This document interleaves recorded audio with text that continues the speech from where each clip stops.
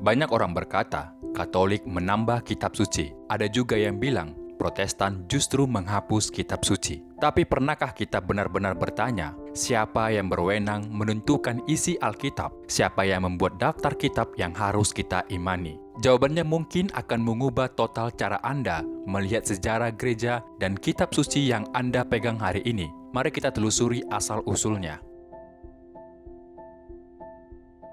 Alkitab yang kita baca hari ini tidak lahir dari meja tulis, melainkan dari sebuah pengalaman iman yang hidup. Semua berawal dari wahyu dan tradisi lisan. Dalam sejarah Israel kuno, orang-orang mengalami langsung tindakan Allah, seperti peristiwa pembebasan dramatis dari Mesir, penerimaan 10 hukum, dan nubuat yang diucapkan oleh para nabi. Semua pengalaman vital ini tidak langsung ditulis, melainkan diceritakan secara lisan, dari generasi ke generasi dalam ibadah, di sinagoga, melalui doa, nyanyian, dan khotbah. Hal yang sama terjadi pada masa Yesus. Para muridnya tidak membawa buku catatan. Mereka menghafal dan menceritakan kembali dengan setia apa yang Yesus ajarkan dan mujizat apa yang Dia lakukan jauh sebelum akhirnya kisah-kisah itu ditulis.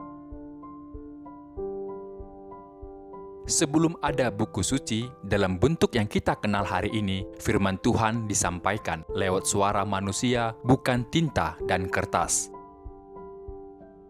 Segala sesuatu berawal dari tradisi lisan bangsa Israel. Kisah-kisah tentang penciptaan, leluhur mereka seperti Abraham, Ishak, dan Yakub, hingga kisah Musa dan keluaran dari Mesir dituturkan dari generasi ke generasi. Di masa itu, menulis bukanlah hal umum, hanya sedikit orang yang bisa membaca, dan bahan tulis seperti papirus atau kulit binatang sangat mahal. Karena itu, cerita iman disampaikan lewat nyanyian, doa, dan pengajaran lisan. Baru kemudian, sebagian dari tradisi ini mulai diabadikan secara tertulis. Para ahli meyakini bahwa penulisan Perjanjian Lama atau Tanakh dalam tradisi Yahudi dimulai sekitar abad ke-13 sebelum Masehi dan terus berlangsung hingga abad kedua sebelum Masehi. Artinya, proses penulisannya berlangsung lebih dari 1000 tahun. Penulisnya pun beragam. Ada imam yang menulis hukum Taurat, ada yang menyampaikan pesan moral dan nubuat, raja seperti Daud dan Salomo yang menulis Mazmur dan hikmat, bahkan penulis anonim yang menyusun kisah sejarah dan puisi kebijaksanaan. Kebanyakan teks ditulis dalam bahasa Ibrani, bahasa suci yang digunakan bangsa Israel. Namun beberapa bagian, seperti kitab Daniel dan Ezra, ditulis dalam bahasa Aram, bahasa yang juga dipakai di Babilonia dan wilayah sekitarnya. Setiap kali naskah baru dibuat, para juru tulis atau scribe menyalin huruf demi huruf dengan kehati-hatian luar biasa. Satu kesalahan kecil bisa membuat seluruh gulungan dibuang. Mereka percaya bahwa menyalin firman Tuhan adalah tindakan suci, bukan sekedar pekerjaan. Tradisi penyalinan ini bertahan hingga berabad-abad kemudian, dan berkat ketekunan mereka, isi teks suci tetap terjaga hampir tanpa perubahan besar. Penemuan gulungan Laut Mati atau Dead Sea Scrolls di Qumran tahun 1947 menegaskan bahwa teks Ibrani yang kita miliki saat ini sangat mirip dengan salinan kuno dari 2000 tahun lalu. Berbeda dengan Perjanjian Lama yang terbentuk selama berabad-abad, Perjanjian Baru ditulis dalam waktu singkat, sekitar 50 tahun. Isinya berasal langsung dari para saksi mata kehidupan Yesus dan murid-murid mereka. Tulisan paling awal bukan Injil, tapi surat-surat Rasul Paulus yang ditulis antara tahun 50 sampai 60 Masehi. Paulus menulis kepada jemaat di Roma, Korintus, Galatia, dan banyak kota lain untuk menguatkan iman mereka dan menjawab persoalan yang muncul di gereja-gereja muda. Setelah itu, barulah muncul 4 Injil utama, Matius, Markus, Lukas, dan Yohanes, yang merekam kehidupan, pengajaran, kematian, dan kebangkitan Kristus dari sudut pandang mereka. Bahasa yang digunakan adalah Yunani Koine, bahasa umum yang dipahami di seluruh dunia Mediterania waktu itu dari Alexandria hingga Roma. Pemilihan bahasa ini membuat pesan Kristen muda tersebar lintas bangsa. Selain Injil dan surat-surat rasuli, ada juga kisah para rasul yang menceritakan awal berdirinya gereja dan kitab Wahyu, tulisan kenabian Yohanes yang syarat simbol tentang perjuangan iman melawan kekuasaan dunia. Awalnya, tiap komunitas Kristen memiliki kumpulan tulisan yang berbeda-beda. Ada jemaat yang hanya punya Injil Markus dan beberapa surat Paulus. Ada pula yang mengenal tulisan lain seperti Injil Thomas atau Injil Petrus. Selama 2 abad pertama, gereja-gereja mulai menyaring, menilai, dan menegaskan kitab mana yang benar-benar diilhami oleh Roh Kudus dan dipakai secara luas dalam ibadah. Proses panjang inilah yang nanti melahirkan kanon Alkitab, daftar kitab yang dianggap suci, resmi, dan otoritatif bagi iman Kristen. Jadi sebelum ada Alkitab dalam bentuk satu buku, firman Tuhan pernah hidup dalam suara manusia, dalam nyanyian, dan pengajaran. Dari gulungan papirus hingga tinta di perkamen, dari bahasa Ibrani, Aram, hingga Yunani, Alkitab lahir bukan dari satu pena, tapi dari ribuan tahun iman yang dihidupi. Ini adalah titik paling penting dalam sejarah Alkitab, karena pada masa inilah gereja menentukan kitab mana yang sungguh-sungguh firman Allah dan mana yang bukan. Pada abad-abad pertama setelah wafat dan kebangkitan Kristus, umat Kristen belum memiliki Alkitab seperti sekarang. Yang mereka punya hanyalah gulungan-gulungan tulisan, surat-surat para rasul, kisah kehidupan Yesus, dan kitab suci Yahudi atau Perjanjian Lama. Namun semakin luas penyebaran iman Kristen, semakin banyak pula tulisan-tulisan baru yang bermunculan. Sebagian berisi ajaran yang benar, namun banyak juga yang menyimpang atau mengandung doktrin aneh. Beberapa di antaranya bahkan mengaku ditulis oleh para rasul, padahal muncul ratusan tahun setelah mereka meninggal. Kita mengenal beberapa contohnya: Injil Thomas, Yudas, Petrus, Injil orang Mesir, dan banyak lagi. Tulisan-tulisan ini sering dipengaruhi oleh ajaran Gnostik yang menolak kemanusiaan Yesus dan menggambarkannya sebagai roh ilahi yang tak tersentuh penderitaan. Ajaran semacam ini dianggap bertentangan dengan iman rasuli yang diajarkan sejak awal. Dalam situasi ini, gereja perdana menghadapi pertanyaan besar. Kitab mana yang benar-benar diilhami Roh Kudus? Mana yang sungguh mencerminkan iman para kudus? Pada masa itu, gereja masih satu dan belum terbagi menjadi Katolik, Ortodoks, atau Protestan. Kepemimpinan gereja dijalankan oleh para uskup yang melacak ajaran asli berdasarkan suksesi apostolik, garis pengajaran langsung dari para rasul. Mereka menilai setiap tulisan berdasarkan 3 kriteria utama. Pertama, apostolisitas, apakah ditulis oleh rasul atau murid rasul. Kedua, ortodositas, apakah ajarannya sesuai dengan iman yang benar. Ketiga, katolisitas, apakah digunakan secara luas dalam ibadah gereja di berbagai wilayah. Kitab yang tidak memenuhi ketiga kriteria itu tidak diakui sebagai kitab suci. Akhirnya, di penghujung abad keempat, proses panjang penilaian itu mencapai puncaknya. Gereja di bawah pimpinan para uskup Afrika Utara mengadakan Konsili Hippo tahun 393 Masehi dan Konsili Kartago tahun 397 Masehi. Dalam 2 konsili inilah gereja secara resmi menetapkan daftar kitab suci yang disebut kanon Alkitab. Daftar itu berisi 46 perjanjian lama, termasuk 7 kitab Deuterokanonika, Tobit, Yudit, Kebijaksanaan Salomo, Sirak, Baruk, dan 1-2 Makabe. 27 kitab perjanjian baru seperti yang kita kenal hari ini. Konsili ini tidak menciptakan kitab-kitab tersebut, tetapi menegaskan secara resmi apa yang sudah dipakai oleh gereja selama berabad-abad.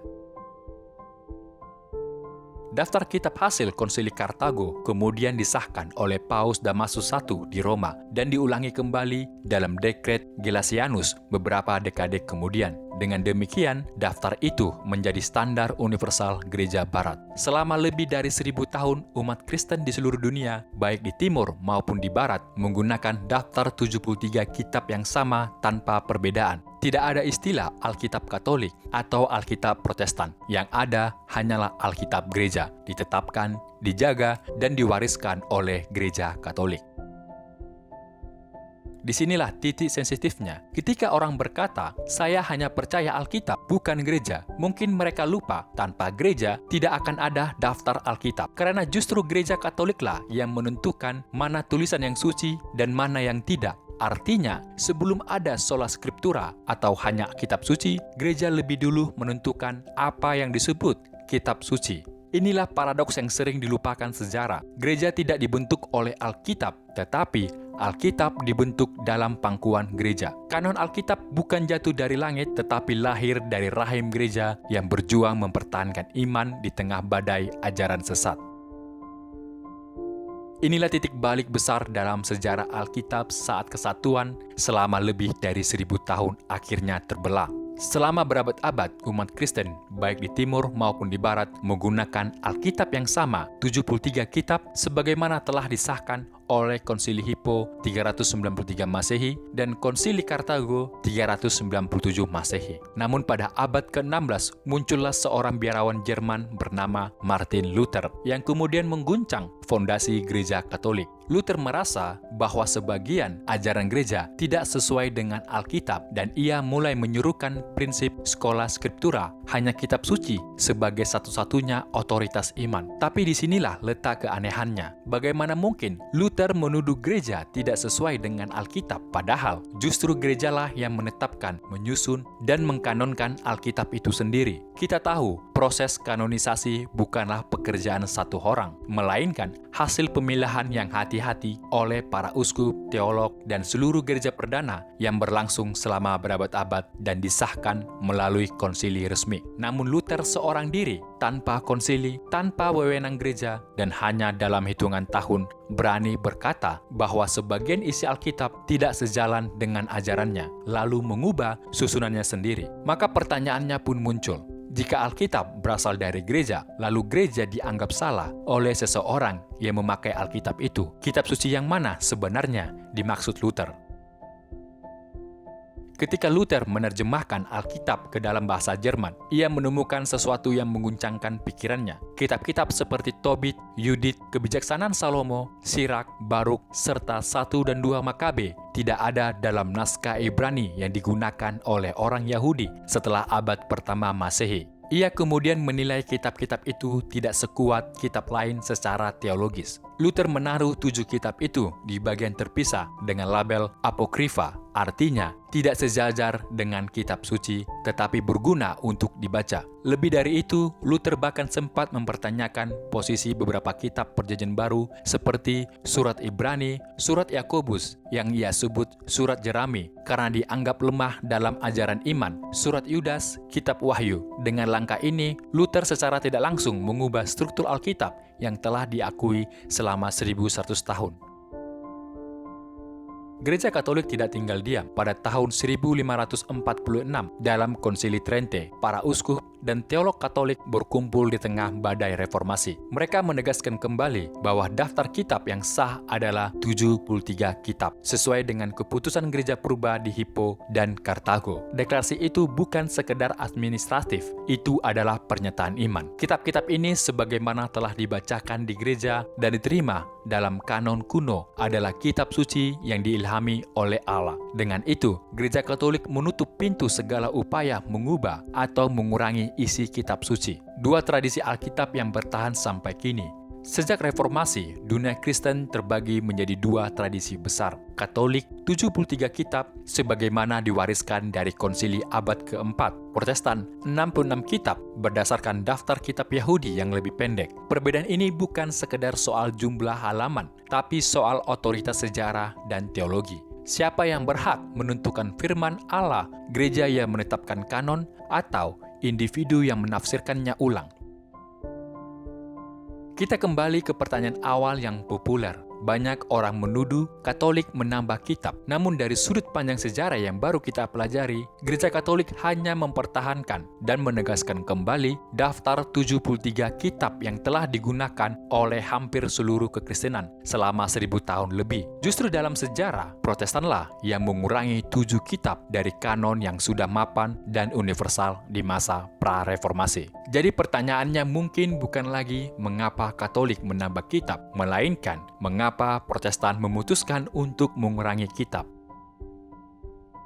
Seringkali orang berkata, gereja menyembunyikan Alkitab dari umat. Namun jika kita menelusuri sejarahnya, justru tanpa gereja, Alkitab mungkin tidak akan bertahan. Setelah runtuhnya Kekaisaran Romawi, Eropa memasuki masa yang dikenal sebagai Dark Age. Di saat kekacauan melanda, perang terjadi di mana-mana, dan banyak ilmu pengetahuan hilang, biara-biara Katolik menjadi satu-satunya tempat yang menyimpan cahaya pengetahuan. Para biarawan hidup dalam kesunyian dan disiplin keras. Hari-hari mereka diisi dengan doa dan menyalin kitab suci dengan tangan, huruf demi huruf, di ruang kecil yang disebut skriptorium. Setiap Alkitab membutuhkan waktu bertahun-tahun untuk disalin, dan harganya setara dengan rumah besar pada masa itu. Jadi ketika orang modern berkata, mengapa gereja tidak menyebarkan Alkitab ke semua orang? Jawabannya sederhana, karena setiap salinan adalah karya hidup, bukan sekedar buku cetakan.